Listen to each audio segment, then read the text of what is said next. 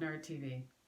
Today we're going to be discussing another memoir that I read recently called Wishful Drinking by Carrie Fisher. I think I mentioned this book in one of my to-be-reads or something like that. Of course, subsequent to her passing, there was more information about her life and kind of about things that she went through and maybe just a little bit about the kind of person that she was, which is what grabbed my attention. And so, of course, I thought, well, let me go ahead and get this book, because if I am not mistaken, Wishful Drinking is her first memoir, although Postcards from the Edge is her first novel, if I've got that correct. Of course, a lot of people will be familiar with Carrie Fisher through her portrayal of Princess Leia in Star Wars.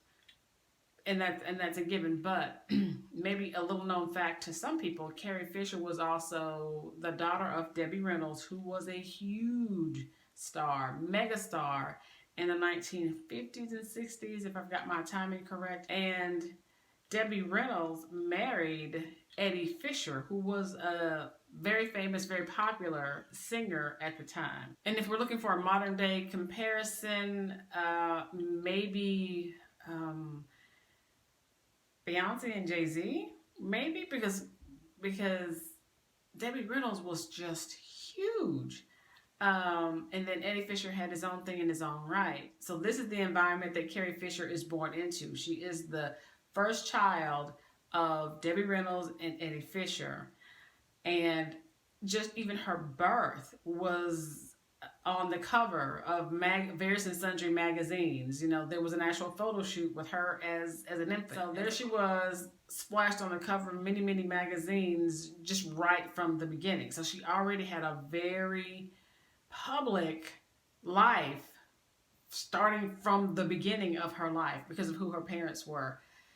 Pile on top of that shortly after the birth of her brother, their father, Eddie Fisher, leaves Debbie Reynolds for Elizabeth Taylor. And so, of course, then you've got this whole Hollywood scandal going on with, you know, the poles of Debbie Reynolds and Liz Taylor, with Eddie Fisher sort of in between. And so just the tabloids must have just had a field day with that kind of thing. Carrie Fisher and her brother, very early in their childhood, already had to deal with the spotlight being thrust upon them, even just as the children of just mega celebrities of the time.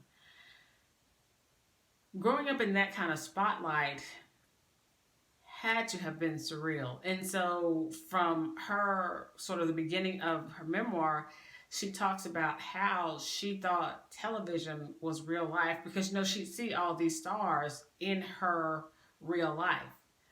She didn't know that people lived a different way. And of course, how could she? She had no other reference point. And so that sort of warping for her of what real life is versus Hollywood versus television versus movie. And then, you know, her mom was this huge movie star. And it's just, I know that it could have been and should have been a great deal to deal with, which is what Carrie Fisher talks about in her memoir. She talks about her childhood growing up in Hollywood.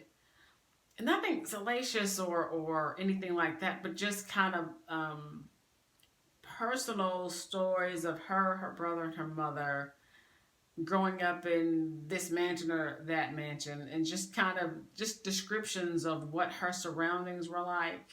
Adding on to that, after her mother remarries, I think maybe she remarried twice, so we get some information about the stepfathers, and one stepfather just did not come off very well at all.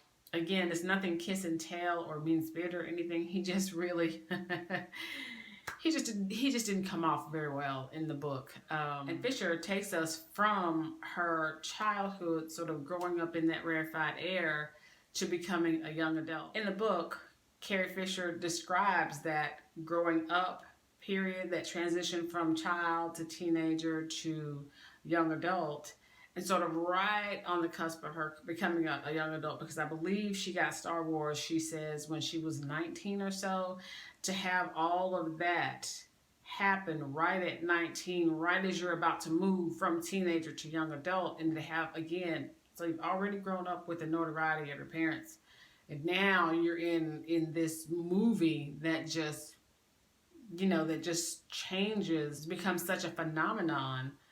Even at the time Star Wars was big, over time Star Wars has remained very popular in our culture. Here she is at this young age playing Princess Leia. Fisher describes for us her transition into this young Hollywood starlet and all the attendant issues that come along with that.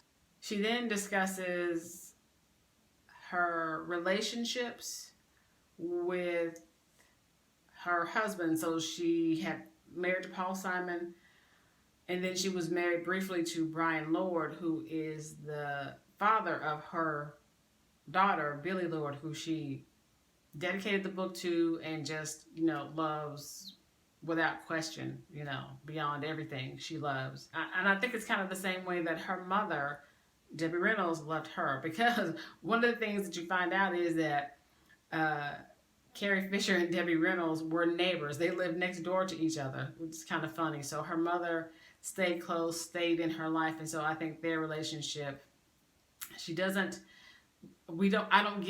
didn't read from this book, or I didn't take from this book that they had a particularly troubled relationship or anything. They just had a mother-daughter relationship. It wasn't, it wasn't the Joan Crawford effect or any of that sort of stuff. They were just mother and daughter sort of in Hollywood. Both of them are big stars. So Fisher does discuss her relationships briefly. She moves on to the primary through line of this memoir is her addictions and her issues with her mental health. Those issues are eventually diagnosed as bipolar, but it took a long time. It took quite a few years before Carrie Fisher was officially diagnosed as bipolar. In the interim, she's trying to cope with the issues that come up when you are bipolar, and she dealt with that primarily through her addictions, which were primarily alcohol. I don't remember if it was drugs, and that's just because I'm not remembering. I feel like there may have been some drug use, but I think her primary issue was the alcoholism. And she was using the alcohol to help her deal with the bipolar issues. The mental health issues are the through line of the book because it's kind of always there. I'm sure, just like it was in her life, always there. Maybe you didn't always know what it was, but you know that it was something. And then at some point, that something is finally diagnosed as bipolar. Fisher tells us that it's through the pharmacology and the counseling, or therapy, I should say, the therapy that she receives, that she's able to find this more stable ground on which to beat herself. Now, she does say she can't say that she never slipped, in her sobriety, but she remained sober for the most part up until the point that the book was published. And the book was published in 2008. One thing I will say about the book is that Fisher uses her humor, and it is sort of a wry, dry humor throughout the entire book, as a way to, she tells the story, but she has the humor, maybe to take the sting out, but also I think it keeps the reader at a distance, so we only get in so far. She only lets us in so far. And had I grown up the way she grew up, I might do the same thing. I might want to tell you some things, but I'm not letting you in very close because I've already had so much scrutiny by the public, by the media, about the things happening in my life. If I wrote a memoir, there's going to be clear boundaries, and I'm not going to cross them, and I'm not going to allow the public to cross them either, because already, beyond my control has been the scrutiny of the public, the scrutiny of the media, the scrutiny of fandom even. And if you feel after you've read the book that you were kind of kept at a distance, I think that's why. I think she can control, it's her memoir, she can control how much information she's going to release, and that is exactly what she did. She controlled it. She kept it in an area where she was comfortable, and that is all she had to say about that. Would I recommend Wishful Drinking by Carrie Fisher, and the book's going to appear here or here?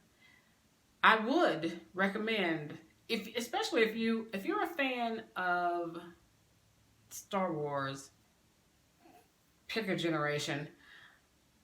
I feel that you will enjoy this book because you'll get a little insight. You'll get a little more nuanced view of the woman who played the character of Princess Leia. And you'll get a definite separation of Carrie Fisher versus Princess Leia. And I realize that Princess Leia is used on the front of the book. I've had the book in my lap the whole time. In the book, she talks about how her image as Leia was used by George Lucas, and it's a thing apart from her. You know, she says she's a I know for sure. I remember the part about she's a Pez dispenser, but sort of her image licensed out through Star Wars, licensed out, and you know, not something that she could control. And again, that's something that is something to have to contend with. You know, the image of you that is actually not you. And if you read Wishful Drinking, you will get the separation, but you'll also get a little more nuanced look at Carrie Fisher herself. So yes, read the book. It is a slim volume. It's only 153, 154 pages, so you can go through it like that if you're a fast reader. If you're a slower reader, enjoy yourself. Take the time, enjoy yourself. It's a pretty good read. Again, the humor is always present. I think she uses it as a device to keep us at a distance while she's telling her story, but I still found it enjoyable.